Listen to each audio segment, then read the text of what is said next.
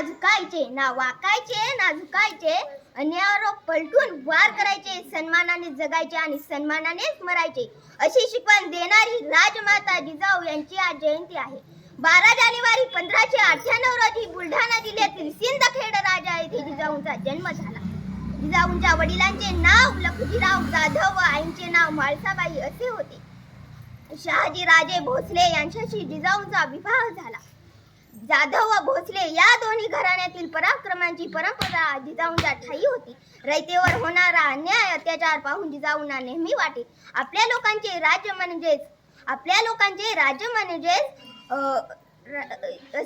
स्वराज्य असायला हवे.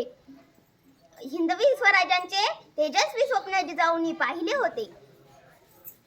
त्यांनी पुत्र शिवाला लहानपणापासून शौर्यांच्या पराक्रमांची कथा सांगून घडवले व जिजाऊंच्या प्रेरणेतून शिवरायांनी अनेक लढाया जिंकल्या व स्वराज्यांच्या मातीत स्वराज्यांचे भगवे निशाण उभारले. जिजाऊंनी दिलेले संस्कार व शिक्षणामुळे शिवराय स्वतःचा न विचार करता इतरांच्या कल्याणासाठी लढले, रक्षणासाठी लढले.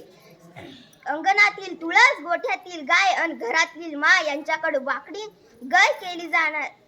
गोठ्यातील गाय अन घरातील माय याच्याकडे कोणी वाकडी नजर टाकली तर गाय राहणार नाही असे शिवरायांनी सांगितले.